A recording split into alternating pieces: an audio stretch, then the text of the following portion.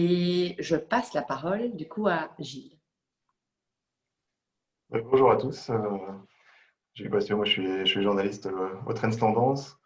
Et comme pour beaucoup d'entre vous, la période a été assez intense. On a eu pas mal de sujets à couvrir dans des conditions différentes d'habitude. Voilà, ça nous a permis de lancer toute une série de sujets, et notamment un sujet qui m'a amené ici finalement, puisque Florence m'a appelé suite à un dossier qu'on a fait au Trends sur les entrepreneurs qui lancent leur boîte en temps de crise, en temps de Covid.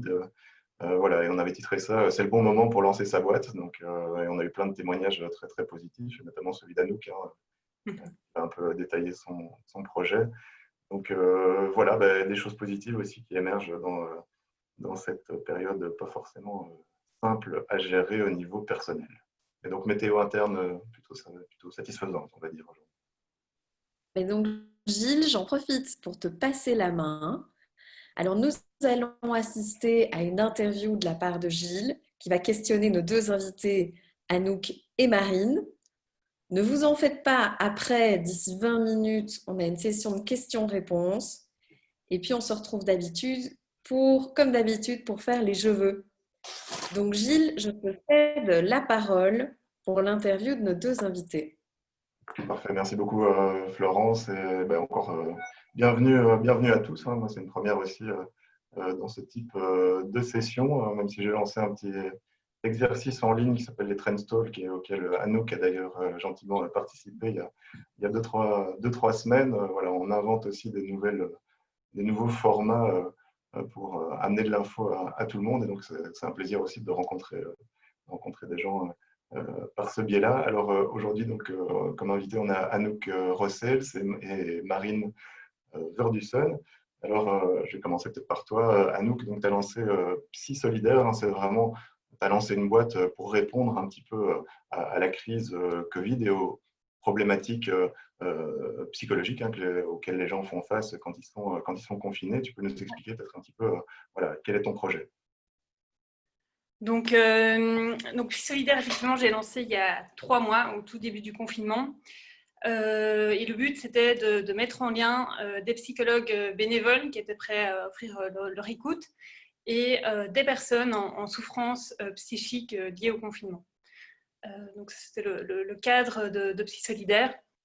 Je ne sais pas si tu veux que Et j'explique. tu as eu un succès quand même assez important, assez rapidement, hein. Tu m'avais donné les chiffres la fois dernière. Il y a eu vraiment beaucoup d'activités sur la plateforme, signe que c'était vraiment un service qui était demandé.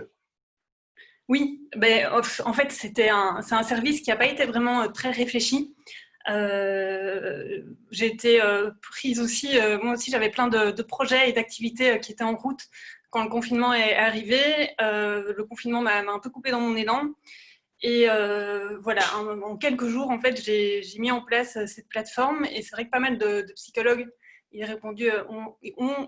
ont répondu pardon, assez rapidement.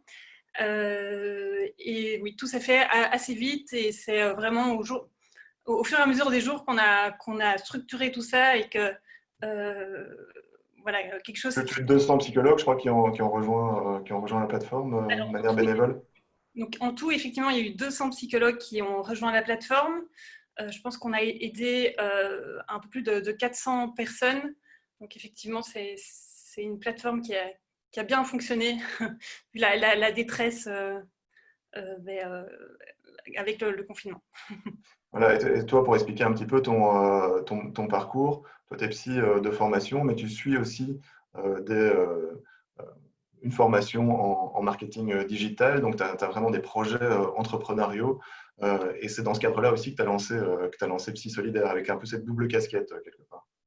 Oui, alors en fait, donc j'ai travaillé quelques années dans des grosses entreprises en tant que psychologue et plutôt dans le recrutement. Et c'est vrai que j'ai jamais été réellement très épanouie. J'avais l'impression d'un peu subir ma vie.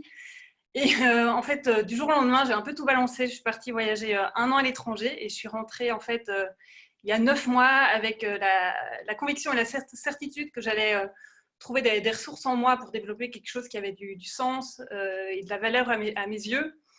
Et je me formais effectivement dans le monde du digital et de l'entrepreneuriat. je voulais travailler dans le domaine du bien-être, mais j'étais plus en fait orientée à la base entreprise. Donc, je voulais créer en fait des services, des packs de services bien-être aux entreprises. Donc, c'était pas vraiment, j'étais pas dans la même direction là. Et donc, le confinement est arrivé. Je me suis rendu compte que ça allait un peu être, ça allait être un peu mis en pause. Et du coup, j'ai repensé à ce que j'allais pouvoir faire avec des compétences que j'avais, et j'ai créé cette plateforme. Voilà. Et on va parler tout de suite aussi un peu de la nouvelle orientation que tu comptes donner à ce projet pour, qui dure, hein, qui se pérennise dans les prochains mois, dans les prochaines années, donc avec des services payants, hein, qui permettront de monétiser aussi cette plateforme Psy-Solidaire tout en gardant l'aspect bénévole. On va parler peut-être avec Marine, hein, Marine Verdusson. Tu diriges Top Secret, hein, qui est une agence de communication. Et toi, tu t'es retrouvé vraiment en plein dans le vif du sujet, je dirais, puisque tu as repris l'agence juste avant, genre une semaine avant les premières mesures de confinement. Donc, tu as été vraiment en plein dans l'actualité, vraiment dans le bain directement. Il faut que tu remettes ton micro, Marine, parce que je ne t'entends pas. Ah oui, il a été coupé. Désolée, je ne sais pas comment ça se fait. Voilà. Donc, effectivement, dans le vif du sujet, comme on dit, moi, j'ai racheté l'entreprise le 10 mars. Donc, effectivement, 3 jours avant le confinement. C'est une boîte dans laquelle je travaille depuis 12 ans et c'est mon premier job. Donc, j'étais déjà associée depuis 5 ans d'une certaine manière. Je connaissais bien le secteur, mais c'est vrai que cette crise qui se profilait d'une certaine manière sans que personne ne veuille vraiment y croire, et un confinement le 13 mars, je n'avais pas tout à fait prévu ça dans mes plans. Mais voilà, mais donc on s'est réinventé. Voilà. Comment est-ce qu'on s'adapte à cette nouvelle situation? Parce que voilà, toi, tu reprends les rênes de la société avec, j'imagine, un projet, et puis directement, il y a cette nouvelle situation qui te tombe dessus, qui change complètement le marché. Tout à fait. En fait, quelque part, il y a toujours du positif dans le négatif, et avec un peu de recul aujourd'hui, je me dis que je n'ai pas eu d'autre choix que de penser très rapidement autrement. Probablement qu'ayant déjà une bonne connaissance de la société, j'aurais continué avec entre guillemets le bagage que j'avais, mais j'avais des projets évidemment, mais que je comptais mettre en place en me donnant un tout petit peu de temps. Et là, en fait, on pense tout à fait autrement, tant au niveau du client que de l'équipe et que de l'interlocuteur qui est la presse, notamment dans le secteur de la presse, puisque c'est un de nos principaux départements. Donc en fait, très rapidement, il faut tout changer, tout adapter. Il faut s'adapter aux besoins des clients, il faut gérer l'équipe qui se retrouve en télétravail. Il faut tout repenser, il faut s'adresser à la presse pour pouvoir les aider, continuer à les alimenter d'une autre façon et répondre aux besoins des clients qui sont nombreux dans ces cas-là et qui demandent qu'on s'adapte aussi à leur situation, que ce soit le secteur de l'ORECA, des clubs de sport, de l'hôtellerie. Tout le monde a subi cette crise de plein fouet. Donc, il faut se montrer solidaire. En fait, c'était vraiment une crise solidaire.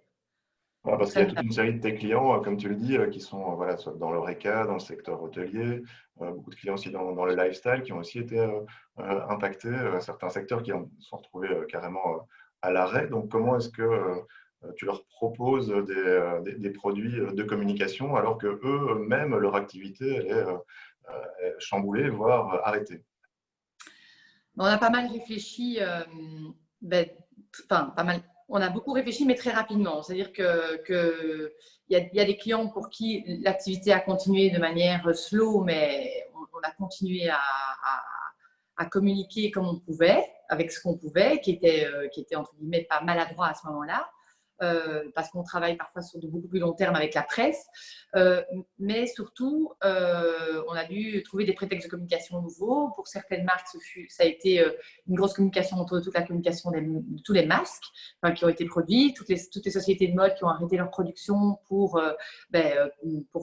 créer des masques pour amener de l'aide à ceux qui en avaient besoin, adapter toutes les thématiques à une thématique de confinement. parce que les journalistes ont adapté toutes leurs thématiques au confinement. Donc, comment pousser nos produits en confinement, tout en restant de manière élégante et discrète, sans être trop pushy.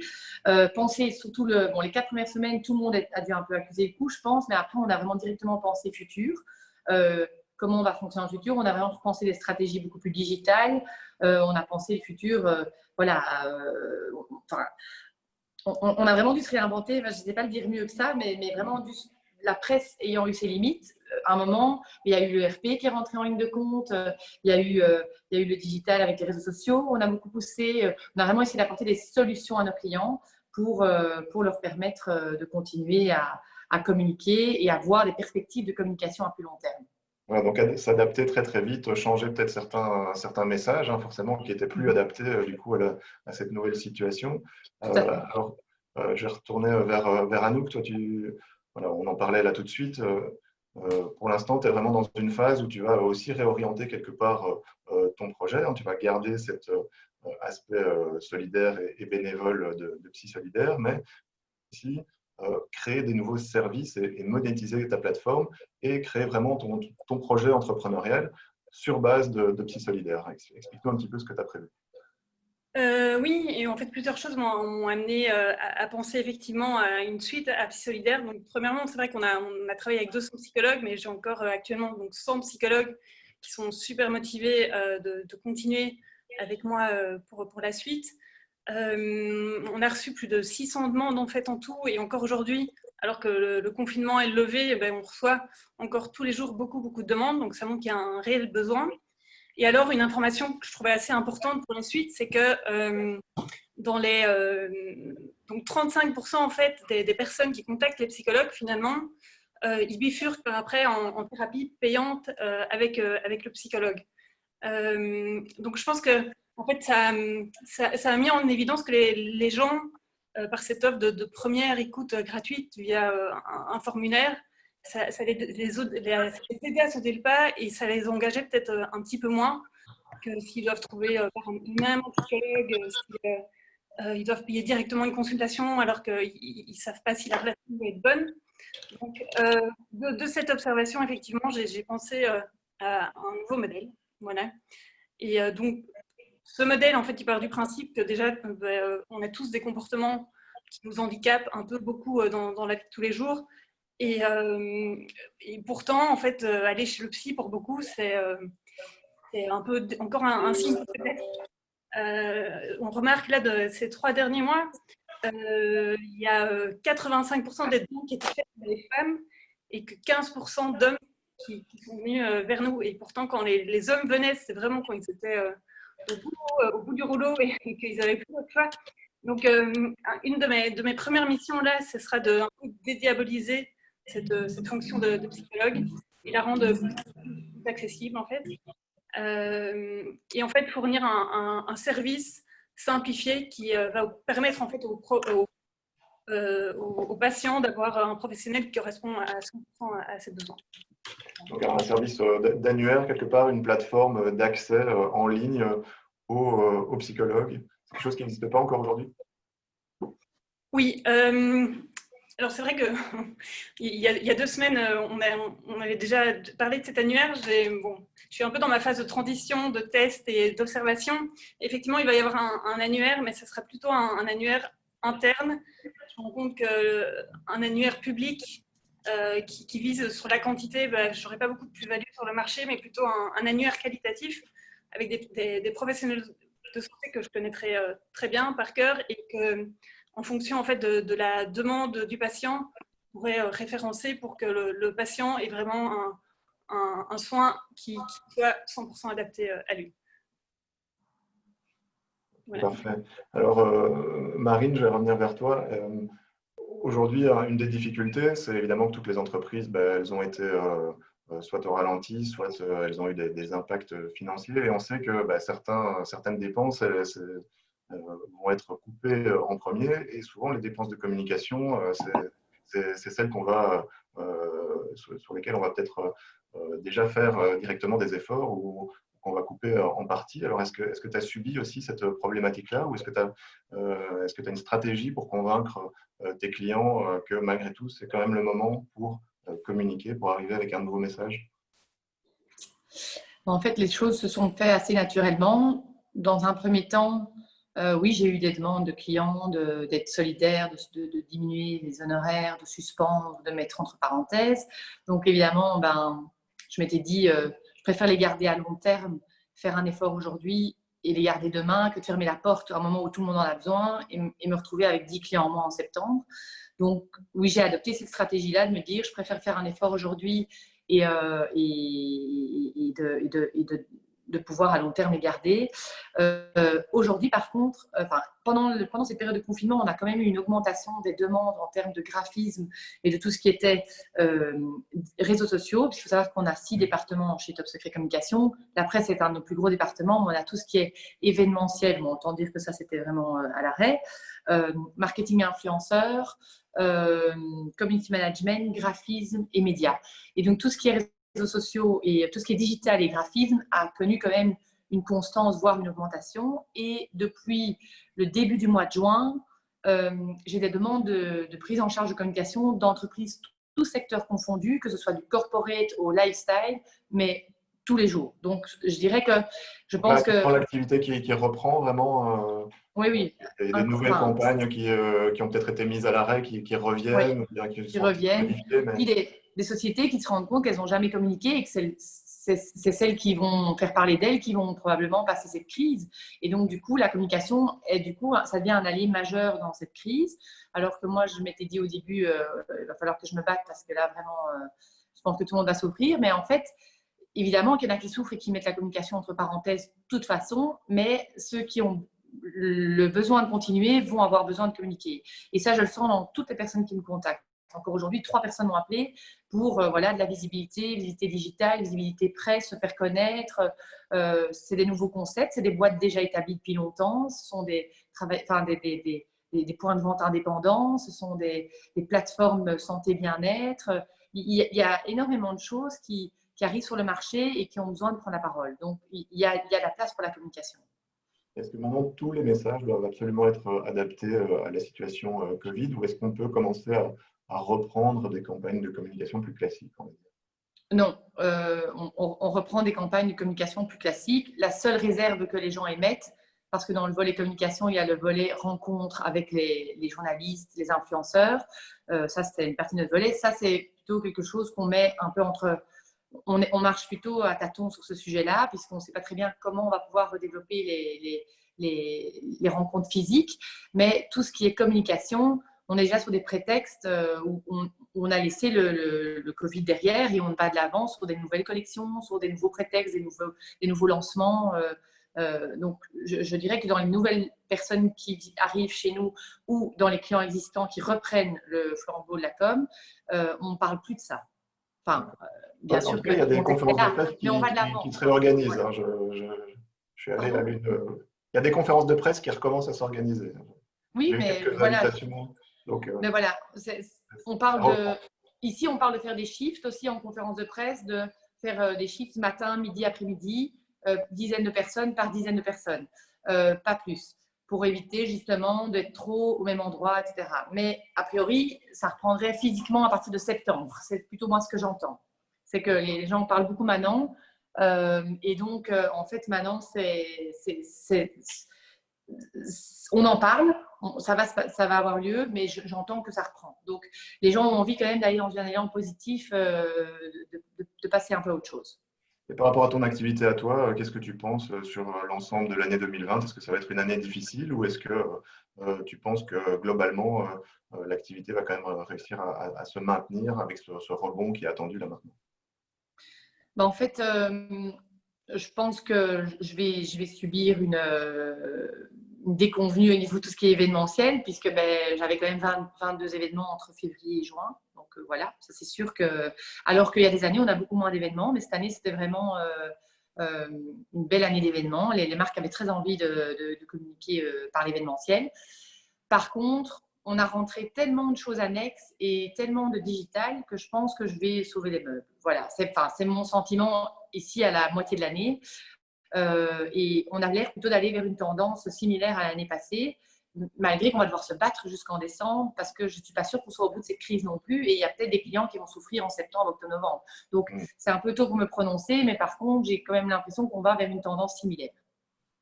D'accord. Alors, Anouk, je reviens vers toi. Voilà, tu as lancé vraiment ta boîte là, en période de crise. Est-ce que, voilà, à titre personnel, pour toi, est-ce que ça fait peur, quoi? Est-ce que c'est pas un peu flippant de lancer sa boîte à ce moment-là? Parce que le réflexe naturel de beaucoup de gens, ils se disent, bon, ben maintenant, on va rester plutôt prudent. C'est pas le moment de commencer à se lancer dans des nouveaux projets. Toi, tu es plutôt dans l'optique, je lance ma boîte pendant cette période de crise. Oui, comme je te disais, à la base, moi, j'avais comme focus les entreprises. Donc, j'ai dû un petit peu tout repenser. Et dans les premiers jours de confinement, je me suis juste demandé mais comment est-ce que je vais tirer à profit tout ce temps-là qui est devant moi. Et donc, j'ai créé cette boîte, mais sans objectif très, très précis au début. Mais effectivement, ça correspondait. Je pense que cette crise a engendré de nouvelles demandes. Et moi, j'ai répondu à une demande qui était assez présente. Donc, je considère que c'est plutôt une opportunité. Je pense qu'il y a quand même pas mal de personnes qui ont été chamboulées avec le confinement, que beaucoup de personnes aussi se sentaient un peu impuissantes face à la situation. Et donc, donc tous ces professionnels de santé sont vite venus pour créer une belle équipe avec moi. Donc, je pense que oui, dans mon cas, c'est plus une opportunité. Et toi, Marine, qu'est-ce que tu penses? Est-ce qu'il y a des opportunités à saisir dans cette période? Oui, plus que jamais. Enfin, pour moi, autant le sentiment de peur m'a quand même un peu habité au début de ce confinement parce que voilà, on se lance un peu, pas dans l'inconnu puisque moi je connaissais le secteur, mais quand même, voilà, j'avais une associée depuis des années qui gérait d'autres volets que je ne gérais pas. Et donc, il y a d'abord eu ce sentiment de peur et puis ensuite, très vite, on se rend compte qu'on arrive à se redéployer et que du coup, il y a de la réponse de l'autre côté, il y a de la demande et donc en fait, ça crée l'opportunité et c'est très intéressant parce qu'on se rend compte qu'on arrive à répondre à pas mal de besoins, mais tous très différents. Enfin, ça part dans tous les sens. Donc, c'est-à-dire qu'un client ne veut jamais deux fois la même chose, donc on s'adapte, on fait vraiment du sur-mesure pour chacun. Les opportunités sont vraiment réelles. J'avais vraiment peur à mi-mai en me disant ça peine à redécoller, voilà, mais c'est parti en un coup et aujourd'hui, les opportunités sont vraiment réelles. Très bien, ben, écoutez, merci à toutes les deux. Je pense qu'on va peut-être céder la parole à tout le monde. D'habitude, on dit la salle, mais enfin, ici, je ne sais pas si c'est la salle, mais enfin, Merci les beaucoup, Gilles. participants.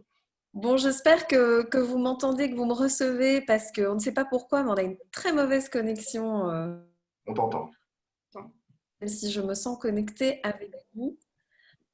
Donc, est-ce que vous avez des questions pour Gilles, pour Marine, pour Anouk? Moi, j'en ai déjà une pour Anouk. Tu disais qu'il y avait beaucoup plus de femmes qui avaient fait appel au service de ta plateforme que d'hommes. Comment tu l'expliques? Parce que c'est vrai que chez nous aussi, on est un cercle de développement professionnel et personnel. Et bon, on a plus de femmes, c'est aussi WoW Community, mais ça m'intéresse ta réponse. Mais moi, j'ai fait justement du fait que les femmes vont plus facilement faire appel à l'aide. Les hommes ont plus cette fierté, désolé Gilles, et Pas le seul ici, hein.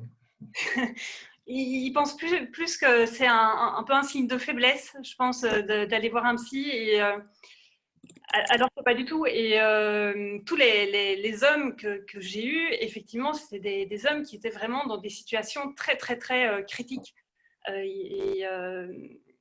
Alors que les femmes, elles sentent plus rapidement qu'elles ont besoin d'aide et elles vont plus facilement faire appel, effectivement.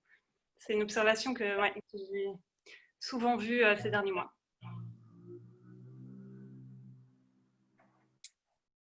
Une autre question? Moi, j'ai une question pendant que c'est Anouk. Je viens de regarder ton site et moi, je suis aussi, je propose aussi du coaching et je me demandais si ça pouvait rentrer dans l'accompagnement ou si c'est unique, enfin, dans le sens où l'aide psychologique peut passer aussi par un coaching, c'est ça que je veux dire. Écoute, en fait, pour l'instant, c'est vraiment la réflexion sur laquelle je suis tous les jours. Parce qu'en fait, pendant toute la période du confinement, j'ai vraiment limité aux personnes qui avaient un numéro INAMI ou un numéro ADELI pour être vraiment dans les règles et pour être protégée un maximum. Et là, je suis justement en train de voir avec des avocats si je peux ouvrir cette plateforme à d'autres professionnels de santé, parce que moi, je suis convaincue aussi que il y a plein d'autres professionnels de santé qui pourraient être intéressants dans l'épanouissement de tous ces gens qui demandent de l'aide. Donc là, c'est justement ma principale réflexion de ces derniers jours. Ok, merci. Merci Loïc, merci Anouk. Une autre question pour Mais moi, je dirais que pour rebondir sur notre ce que... journaliste.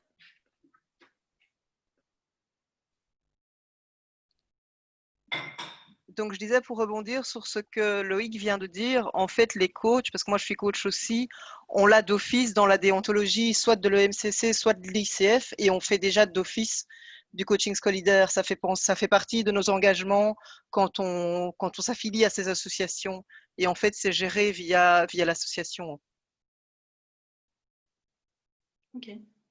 Donc, tu peux peut-être voir avec eux et les contacter pour des partenariats. Donc, l'ICF d'un côté et le MCC de l'autre. ICF, mais je note. Ça va, merci beaucoup. Alors, pour le bon fonctionnement de toutes et tous, qui est là sur votre droite, accéder en dessous en cliquant sur Converser. Donc, je t'ai écrit, Anouk, ICF, c'est International Coaching Federation et EMCC. Une autre question?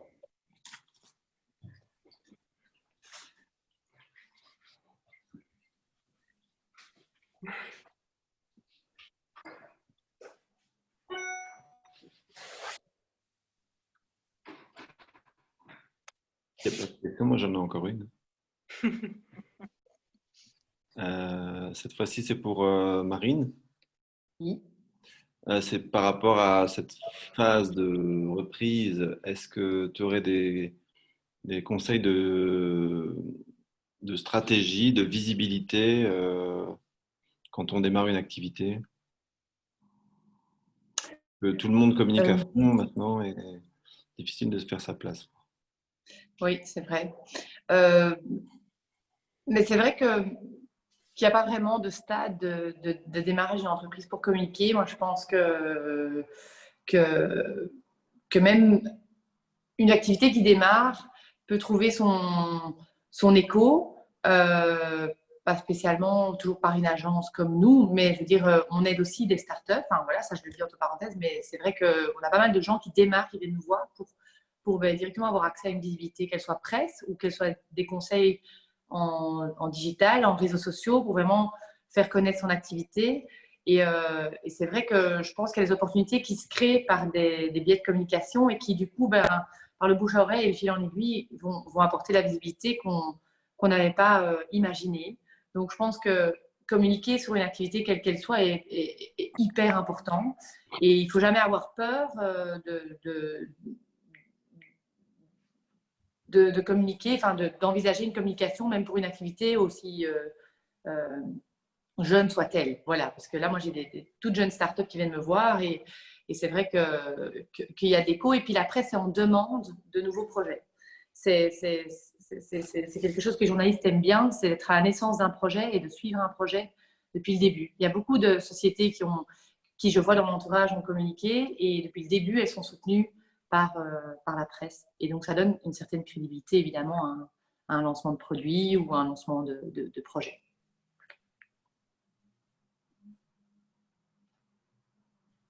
Tout à fait, Marine. Entièrement d'accord avec toi.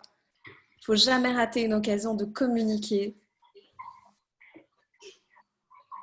Est-ce qu'il y a une autre question pour notre journaliste et nos deux invités? Moi, Florence, j'ai une question pour Anouk. Oui. Ça a peut-être été dit, mais j'ai peut-être loupé l'info. Donc, en fait, tu as lancé la plateforme Enfin, tu es seul pour l'avoir, enfin, dans la création de cette plateforme et tu l'as fait toi-même parce que j'imagine que ça a des coûts quand même enfin, des coûts quoi, et que comme tout est bénévole, ben, dans un premier temps, je veux dire, en fait, c'est marrant parce que je trouve que c'est comme si tu avais lancé ton produit, que tu as validé vraiment, que tu as profité de l'opportunité du confinement pour le valider et que maintenant, finalement, tu vas passer à l'étape suivante pour le mettre en place réellement sur le marché, quoi. Et je Ouais. me demandais, est-ce que tu as fait ça seul et est-ce que On pourrait c'est courageux, quoi. mais, je comprends ta question. On pourrait penser que c'est prémédité, mais en fait, pas du tout. Vraiment, tout s'est fait, je pense, en 48 heures. J'ai fait tout toute seule. Après, j'étais en même temps en formation avec Skills Factory. Je ne sais pas si ça vous dit quelque chose. Et eux, en fait, m'avaient donné. J'ai eu 2-3 semaines de formation avant avec eux et ils m'ont donné quelques concepts sur WordPress.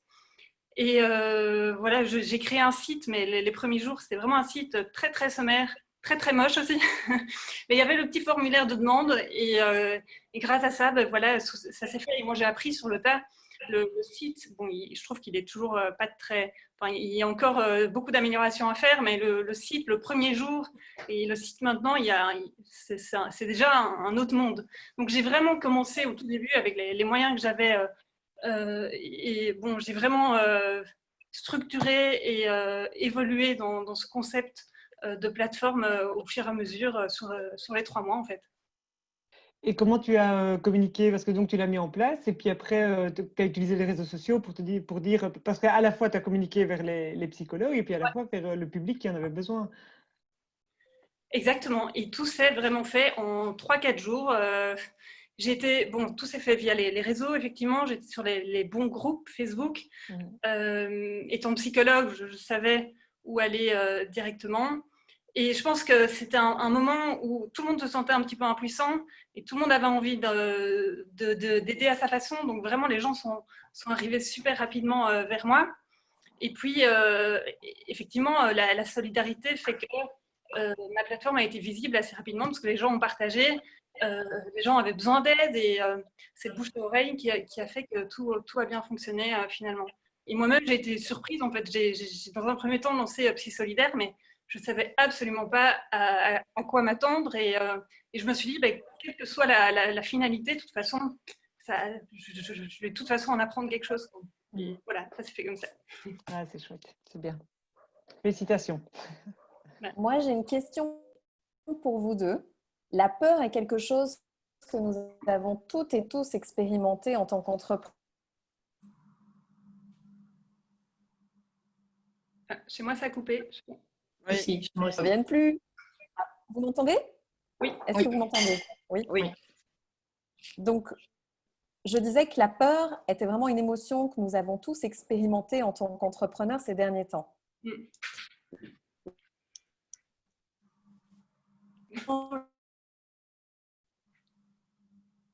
Peur peut-être de perdre nos employés ou les gens avec lesquels on travaille. Moi, je me demandais qu'est-ce que vous vous disiez dans votre tête, en vous, pour tenir le coup quand vous avez peur ou pour vous remonter le moral. Qu'est-ce que vous vous disiez à l'intérieur de vous pour pouvoir reprendre le dessus, hein. On a tous et toutes des pensées parfois un peu parasitantes, des peurs. Moi, par exemple, je me dis, même si j'ai peur, je le fais quand même. Je me dis, j'ai confiance en la vie. Qu'est-ce que vous vous dites?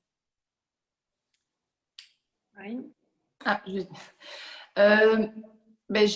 C'est un sentiment assez paradoxal, mais j'ai peut-être eu peur par moment, mais je n'ai pas eu vraiment le temps d'avoir l'occasion de poser la question.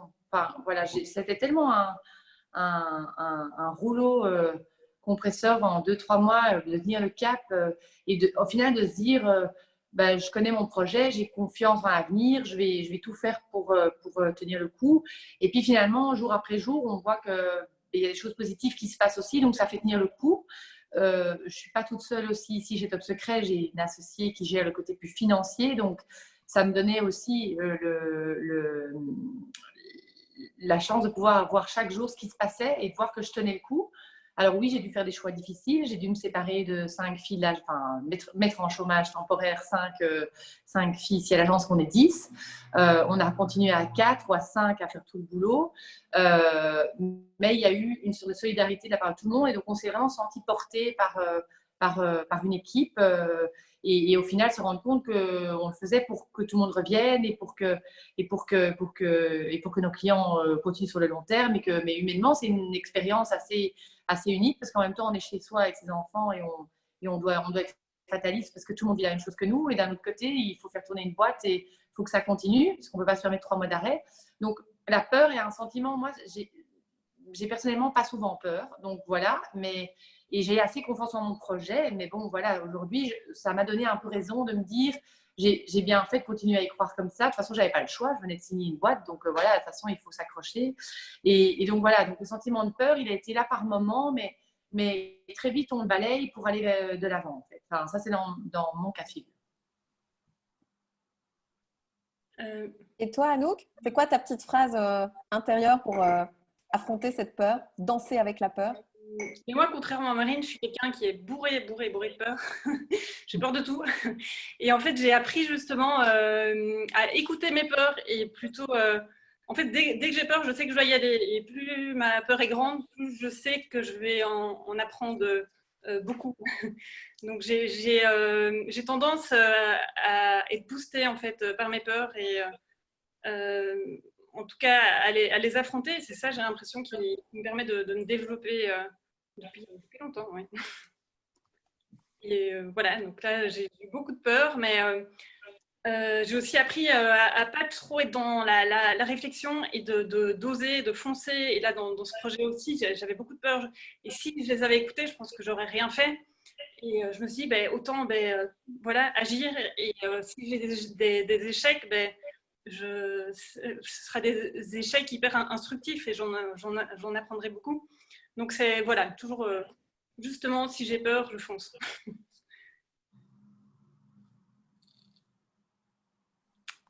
Si j'ai peur, je fonce. J'adore la phrase, Anouk.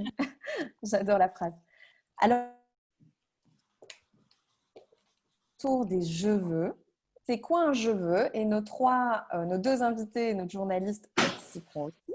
Donc, le je veux, c'est un souhait lancé à l'univers WoWo. Que vous voulez en fait, en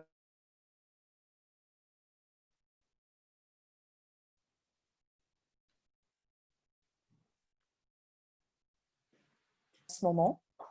Et donc, le but, c'est qu'en fait, moi, je vais noter vos je veux dans la text box et que vous puissiez répondre. On t'entend plus, Florence. Non plus, oui. On t'entend plus, Florence. Ah. Si tu peux couper ta vidéo, peut-être.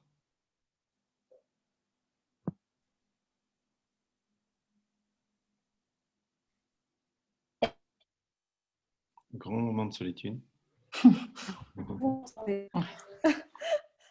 Est-ce que vous m'entendez? C'est encore saccadé. Vas-y. Est-ce que Pascal… Un petit Oui. peu. Ok, c'est moi. Alors, écoutez, Florence nous dit… Oui, Florence, je t'entends. Oui. Donc, en fait, Florence nous conseille toujours, récemment, elle me disait, tu devrais te constituer un advisory board, donc c'est-à-dire les gens sur lesquels on peut se reposer quand on a besoin d'un conseil ou un autre.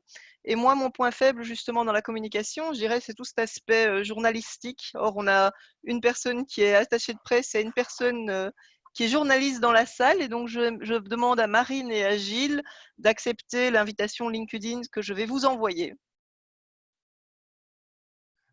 Pas de souci. Avec plaisir. Merci. Alors, Pascal, il faut que tu lances la balle du je veux vers une autre personne. Je lance la balle du je veux à Stéphanie. J'étais en train de réfléchir à ce que je voulais. Je t'avais dit, j'aurai le temps. Mais j'ai participé à un autre séminaire tantôt et je crois que je vais garder le même. Je veux intégrer un groupe comme le vôtre qui a pas mal de dynamisme et qui me permet de me remettre en question comme aujourd'hui. C'était vraiment super enrichissant parce que quand on travaille seul, on a la tête dans le guidon et voilà, on se rend pas toujours compte. Et aujourd'hui, c'était une bonne ouverture d'esprit pour ma part sur mon entreprise. Donc, je garde le même je veux que tantôt. Donc, essayer d'intégrer un groupe assez actif comme les WOW. Et je vais passer la balle à ma voisine sur mon écran qui est Anouk.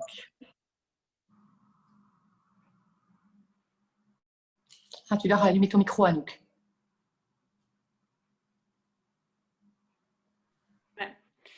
Je veux vous remercier pour l'invitation d'aujourd'hui et je veux que les professionnels de santé et les personnes qui ont besoin d'aide me fassent confiance et sollicitent Psy-Solidaire.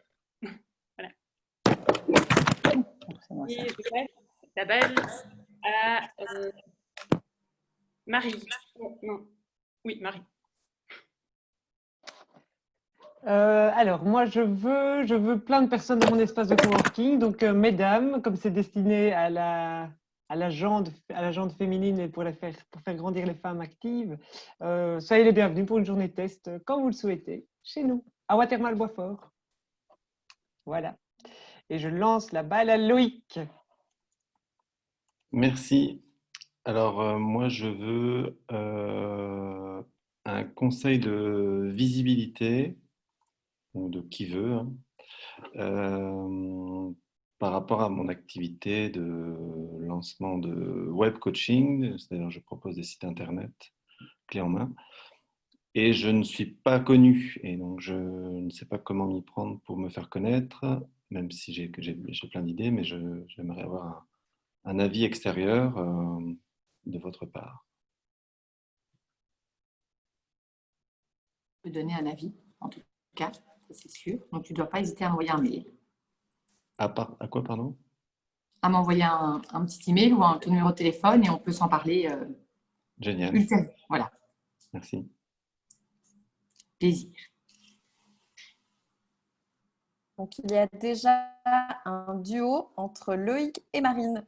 Super. Voilà. Ah oui, pardon, je passe la main à Bénédicte.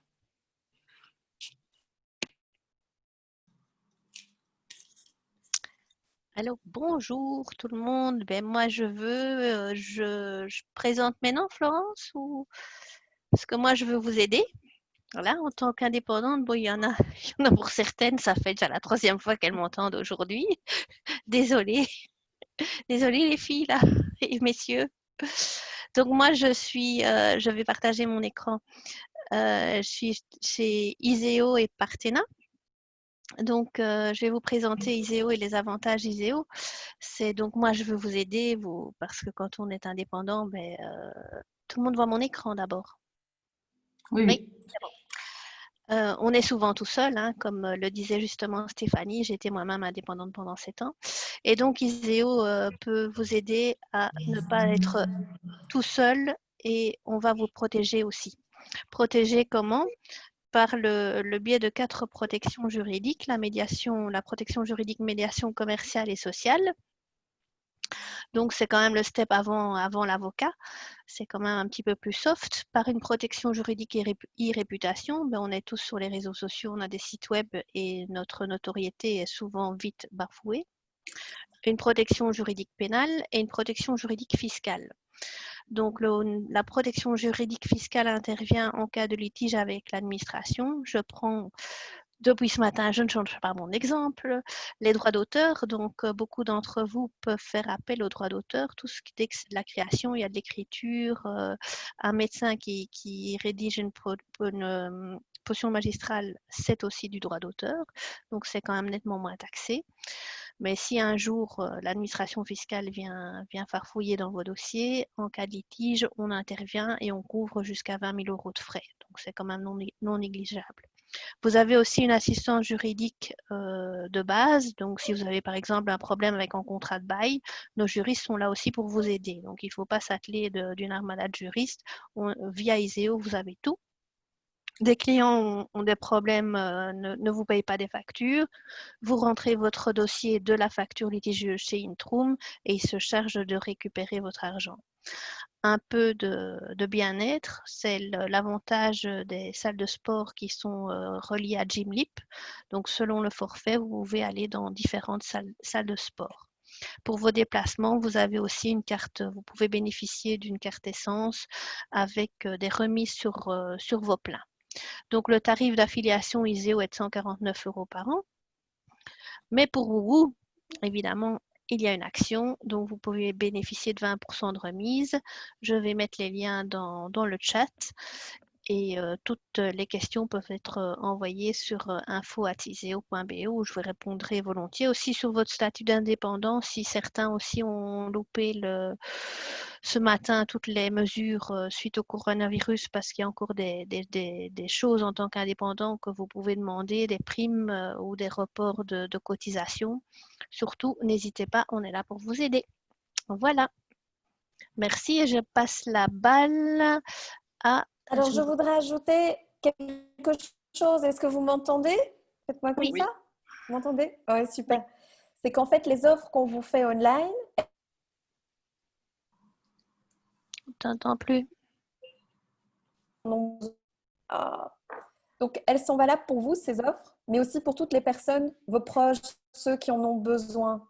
Donc, l'offre que Bénédicte vient de vous proposer, vous pouvez offrir à d'autres personnes qui... Je vais vous l'écrire. Donc, l'offre est valable pour votre entourage aussi, donc n'hésitez pas à partager. Voilà, je vous mets les infos dans le chat. Et je passe la balle à Gilles. Merci Bénédicte. Moi, je veux que le prochain événement que j'anime, ce soit un événement en présentiel parce que c'est sympa les réunions par Zoom. Mais j'avoue que les événements où on rencontre des gens, c'est bien aussi. Donc, au plaisir de vous rencontrer tous bientôt. Et je passe la balle à Caroline Noël. Voilà. Eh bien, moi, je n'ai pas d'attente là tout de suite. J'ai tout ce qu'il me faut là dans l'immédiat. Donc, je veux passer la parole à Laurent.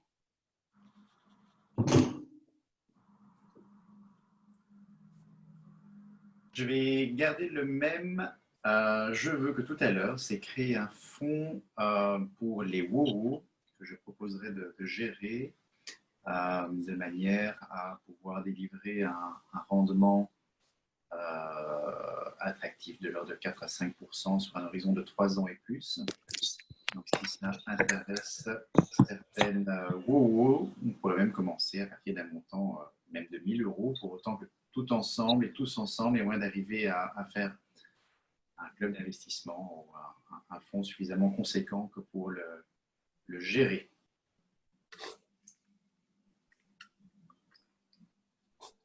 Et je passe la parole à qui n'a pas encore parlé.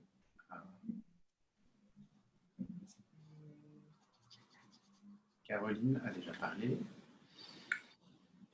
Moi, je n'ai pas encore. Mais il y a une deuxième Caroline. Ah, eh bien, une des deux, alors voilà. Eh bien, moi, je veux toujours la même chose. Là, je veux écrire votre légende personnelle ou votre légende d'entreprise.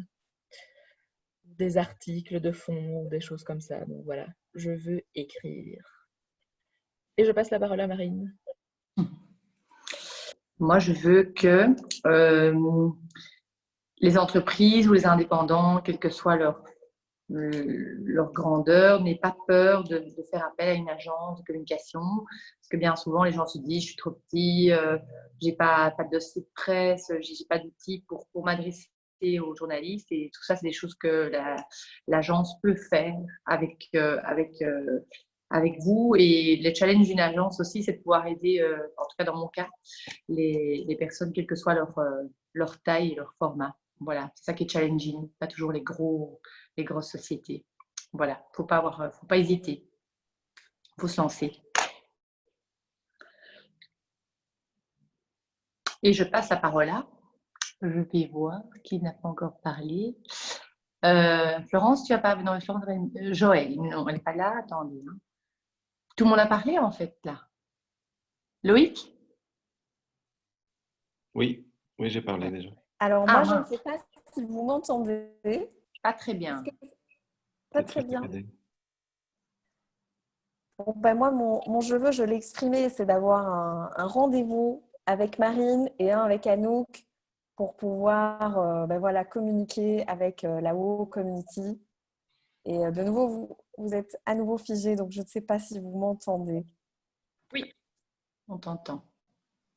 Voilà. Donc, je m'excuse encore une fois pour notre connexion très instable de cette session. Mais en tout cas, je voudrais vous remercier tous tant que vous m'entendez pour votre temps, parce que c'est ce que nous avons de plus précieux, et votre énergie, et votre présence ce soir. On a passé une belle journée. Vous recevrez le replay, vous recevrez les je veux par mail, et on est là pour vous, évidemment. Donc Pascal, est-ce que peut-être tu peux animer les merci à ma place?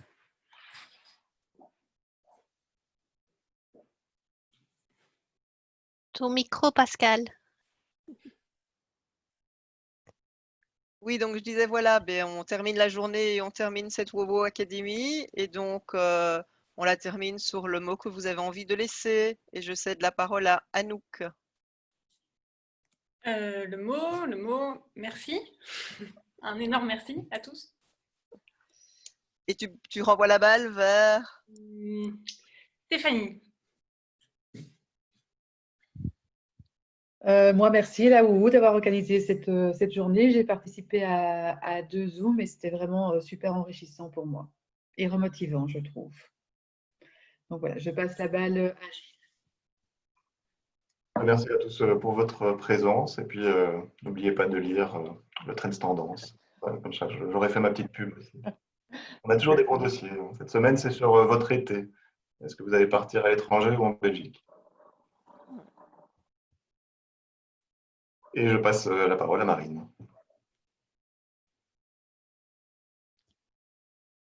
Couper mon micro, voilà.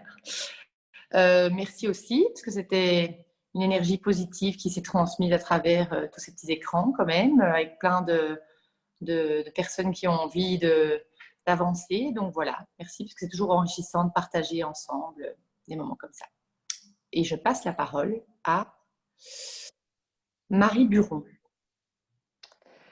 Mais moi, merci, surtout merci, un grand merci à Florence pour tout ce que tu organises. Ça booste et ça donne de l'énergie. Et vraiment, c'est vraiment sincère. Et alors, je suis très contente d'avoir participé à ces 2 derniers workshops. Et c'est la fin de la semaine. J'ai envie d'aller prendre l'apéro. Voilà. Je passe la parole à Laurent. Déjà parti à l'apéro. On n'est pas obligé de se passer la parole pour les merci. Hein. C'est vraiment quelque chose de spontané. Donc, Mais voilà. je pense que beaucoup de monde t'ont déjà remercié, Florence. C'est vrai que tu en as eu une grosse journée grâce à toi, bien remplie, avec des orateurs tous plus intéressants les uns que les autres. Et voilà, il est 18h39. On a tous bien mérité notre week-end et notre soirée. Toi, à la première. Merci à toutes et à tous. Merci. Prochain intervenant, c'est mardi avec LN24, avec Johan Condens, qui est cofondateur de LN24. À très vite, Léo, et bon week-end. Merci. Merci beaucoup, bon week-end, bon apéro. Bon week-end.